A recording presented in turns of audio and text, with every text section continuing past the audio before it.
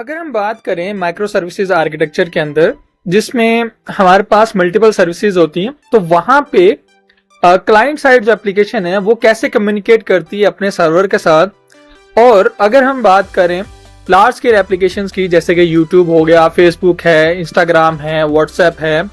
ये कैसे millions of users का जो डाटा है उसको कैसे हैंडल करती है,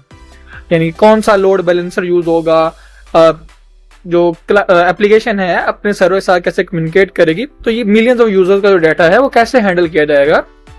एप्लीकेशन के ऊपर बैकएंड पे। तो उसके लिए जो टेक्नोलॉजी यूज की जाती है उसका नाम है प्रॉक्सी सर्वर। प्रॉक्सी सर्वर जो है वो दो टाइप्स के होते हैं मेजरली, जिसमें हमारे पास पहला सर्वर आता है फॉरवर्ड प्रॉक्सी का और सेकंड आता है रिवर्स प्रॉक्सी का। अब फॉरवर्ड प्रॉक्सी की अगर हम बात करें तो इसमें हमारे पास एक सिंपल सा कॉन्सेप्ट है, जैसे कि अगर हम एज अ क्लाइंट हम इंटरनेट से कुछ भी रिक्वेस्ट करते हैं, जैसे हम गूगल सर्च करते हैं, तो हमारा जो इंटरनेट प्रोवाइडर होता है या भी कोई भी मोबाइल डिवाइस होती है तो उसके दरमियान एक प्रॉक्सी होता है, यानी कि जो भी आप इंटरनेट सर्विस प्रोवाइडर यूज करते हो तो उसमें एक प्रॉक्सी पहले से सेट किया गया होता है जो कि आपकी रिक्वेस्ट को फॉरवर्ड करता है कहाँ पे, इंटरनेट पे। अब वो जो प्रॉक्सी है वो आपका जो भी मोबाइल का या डिवाइस का आईपी एड्रेस है उसको फॉरवर्ड करेगा इंटरनेट पे। इंटरनेट जो है वो उसको यूज करते हुए आपको सर्वर से रिस्पॉन्स ला के देगा। अगर मिडिल में जो प्रॉक्सी जो सर्वर है, यानी कि जहां पे आपका इंटरनेट सर्विस प्रोवाइडर है, वो आपके तमाम लॉग्स को चेक कर सकता है कि आपने इंटरनेट के ऊपर कौन कौन सी चीजें सर्च की हैं और किस डाटा को आपने एक्सेस किया। अगर वो चाहे तो आपका डाटा जो है ब्लॉक कर सकता है, क्योंकि जैसे कि अगर हम बात करें तो कुछ वेबसाइट जो होती हैं किसी स्पेसिफिक एरिया के ऊपर ब्लॉक की गई होती हैं, तो वहां पे आप वीपीएन वगैरह यूज करते हो या फिर प्रॉक्सी सेटिंग अपनी चेंज करके आप उसको डायरेक्टली एक्सेस कर सकते हो। तो जो क्लाइंट से इंटरनेट की तरफ कम्युनिकेशन होती है उसको फॉरवर्ड प्रॉक्सी बोला जाता है, कि क्लाइंट ने जो है इंटरनेट से कुछ डाटा एक्सेस किया है तो ये आपका जो है फॉरवर्ड प्रॉक्सी की तरफ आ जाएगा। अगर हम बात करें रिवर्स प्रॉक्सी की, तो उसमें सर्वर साइड जो कम्युनिकेशन है क्लाइंट की तरफ उसको हम बोलते हैं रिवर्स प्रॉक्सी। जैसे कि क्लाइंट ने कुछ रिक्वेस्ट किया, इंटरनेट से कुछ भी रिक्वेस्ट आया, और वो सबसे पहले जो है वो हमारे पास एक गेटवे के पास जाएगा जहां पे हमारा ऑलरेडी एक प्रॉक्सी सेट होगा। उस प्रॉक्सी के थ्रू जो है वो इंटरनल जो सर्वर कम्युनिकेशन है, जो कि हमारा माइक्रो सर्विसेज आर्किटेक्चर है, उसको वो रिक्वेस्ट भेजेगा या राउट करेगा, या राउट मैपिंग के थ्रू जो है वो उस स्पेसिफिक सर्विस को एक्सेस करेगा जिसके लिए क्लाइंट ने रिक्वेस्ट किया। जैसे ही वो रिक्वेस्ट को कंप्लीट करेगा, कंप्लीट करने के बाद जो है वो रिटर्न रिस्पॉन्स जो है क्लाइंट को भेज देगा। इससे बेनिफिट क्या होगा कि जो हमारा माइक्रो सर्विसेज है, यानी कि जो हमारी सर्विस स्पेसिफिक सर्विस है, फॉर एग्जांपल हमारे पास एक ऑथ की सर्विस है, एक यूजर सर्विस है, एक डाटा सर्विस है और एक हमारे पास स्ट्रीमिंग की सर्विस है। अभी हमारे पास मल्टीपल सर्विसेज है। हम नहीं चाहते कि हमारी ये सर्विसेज जो है एक्सपोज हों क्लाइंट को, और जिससे हमारे पास एक सिक्योरिटी का भी एक थ्रेट रहता है कि भी हैकर जो है उसको जो है वो ब्रीच ना कर ले किसी एक स्पेसिफिक सर्विस को, जिससे हमारा पूरा जो है एप्लीकेशन क्रैश हो सकता है। और इस वजह से हम जो है उसको एक प्रॉक्सी सर्विस के बैकएंड पे रखते हैं ताकि हमारे पास एक एक्स्ट्रा सिक्योरिटी लेयर रहे प्रॉक्सी सर्विस के थ्रू, जिसमें हमारी जितनी भी यानी कि मेजर सर्विसेज हैं वो हाइड आउट रहे हमारे पास प्रॉक्सी सर्विस के बिहाइंड। तो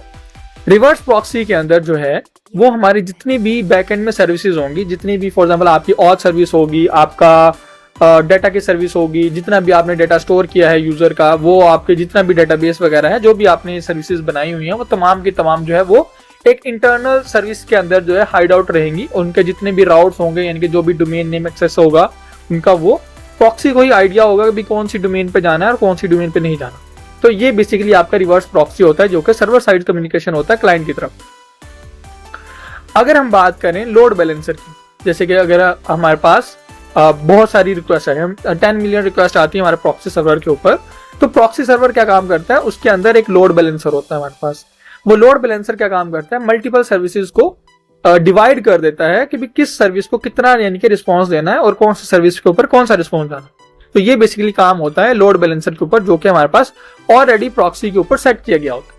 यानी कि जो हमारे पास प्रॉक्सी सर्वर हम क्रिएट करेंगे उसके अंदर हमारे पास एक तो हम लोड बैलेंसर भी सेट कर सकते हैं, उसके अंदर हम एक्स्ट्रा सिक्योरिटी लेयर भी ऐड कर सकते हैं, और हम वहां पे जितने भी हमारी सर्विसेज होती हैं उनको मैप भी कर सकते हैं कि भी कौन सी सर्विस किस नाम पे रजिस्टर्ड है हमारे पास, और कौन से यूजर अगर रिक्वेस्ट करता है तो उसको किस सर्विस के ऊपर हमें राउट करना है। तो ये बेसिकली हमारे पास एक प्रॉक्सी सर्वर के ऊपर डिफरेंट जो टेक्नोलॉजीज है वो यूज हो रही होती हैं, और हमारा बैकएंड जो एप्लीकेशन होता है जिसमें मेजरली जो हमारा माइक्रो सर्विसेज आर्किटेक्चर होता है वहां पे हमारे पास प्रॉक्सी सर्वर जो है इस तरह यूज किया जाता है। इसके अलावा अगर हम बात करें तो हमारे पास एक क्लाउड प्रॉक्सीज भी आती हैं। ये तो हमने खुद का यानी कि प्रॉक्सी सर्वर जनरेट किया है, जो जिसके लिए आप NGX जो है वो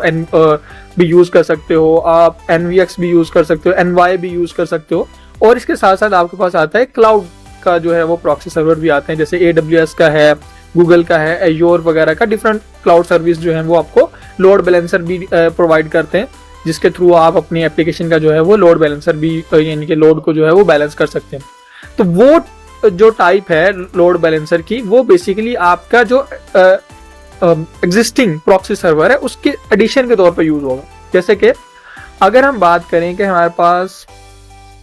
फॉर एग्जांपल हमने AWS का जो है वो लोड बैलेंसर यूज किया,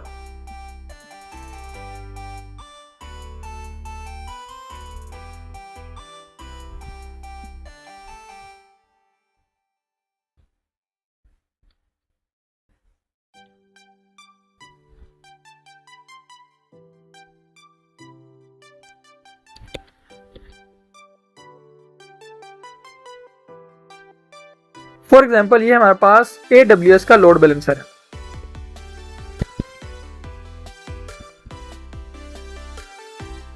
अब हमारे प्रीवियस आर्किटेक्चर के अंदर जो था इंटरनेट के ऊपर डायरेक्टली हमारा जो प्रॉक्सी सर्वर है, यानी जिसको हम रिवर्स प्रॉक्सी बोलते हैं, वो सर्वर जो है वो एक्सपोज है, और उसके अंदर हमारे पास एक लोड बैलेंसर भी ऑलरेडी अवेलेबल है। लेकिन जब हम अपनी एप्लीकेशन को क्लाउड के ऊपर डिप्लॉय करते हैं तो वहां पे हमारे पास एक एडिशनल लोड बैलेंसर भी मिलता है, जो कि AWS या जिस भी सर्विस प्रोवाइडर को आप यूज कर रहे हो उसके अंदर वो पहले से इंटीग्रेटेड होता है। तो अगर आप वो यूज करते हो अपनी एप्लीकेशन के अंदर तो वो एक एडिशनल लेयर क्रिएट करेगा। जैसे कि अगर हम बात करें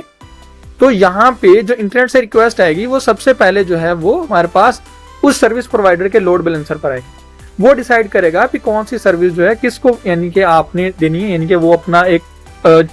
मैश क्रिएट करेगा यानी कि लोड को बैलेंस करने के लिए। फिर वो हमारे पास जो हमारा प्रॉक्सी सर्वर है उसको जो है वो रिक्वेस्ट देगा। जैसे वो इसको हमारे जो बिल्ट इन जो हमने क्रिएट किया है उसको प्रॉक्सी सर्वर को हमारा डेटा देगा। वो देने के बाद वो फिर हमारे पास लोड बैलेंसर में आएगा, और उसके बाद वो फिर डिफरेंट सर्विसेज के ऊपर जो है वो रीडायरेक्ट होगा। तो यानी कि इसके अंदर जो है जो क्लाउड की तरफ से हमें लोड बैलेंसर मिलता है वो एक एक्स्ट्रा लेयर के तौर पर यूज होगा। अगर आप वो यूज करना चाहते हैं तो आप यूज कर सकते हैं, अदरवाइज अगर आप नहीं यूज करना चाहते तो वो नहीं भी आप यूज कर सकते, उसको आप रिमूव भी कर सकते हो। तो ये बेसिकली आपका एक एक्स्ट्रा लेयर के तौर पर यूज होगा। वो अगर आप यूज करते हो तो बेनिफिट है आपको, अगर आप नहीं यूज करते तो आपका जो अपना जो लोड बैलेंसर है वो भी इजी टू यूज है, आप उसको इजीली यूज कर सकते हो, वो भी आपकी ऐप की परफॉर्मेंस को इम्प्रूव भी करेगा। तो आज के टॉपिक के अंदर हमने जस्ट प्रॉक्सीज के बारे में इंट्रोडक्शन लिया है कि भी प्रॉक्सीज कैसे यूज होते हैं। नेक्स्ट ट्यूटोरियल्स के अंदर हम डिफरेंट प्रॉक्सीज को यूज भी करेंगे और अपनी एप्लीकेशन में क्रिएट भी करेंगे। एक हम फुल फ्लैज जो माइक्रो सर्विसेज एप्लीकेशन है वो भी हम डेवलप करेंगे, और उसके अंदर जो है हम मोस्ट प्रोबेबली जो है एनवॉय जो हमारे पास प्रॉक्सी सर्वर है वो ही हम यूज करेंगे, जिसके थ्रू जो है हम अपना तमाम एप्लीकेशन को जो है gRPC माइक्रो सर्विस आर्किटेक्चर के थ्रू हम क्रिएट करना होगा।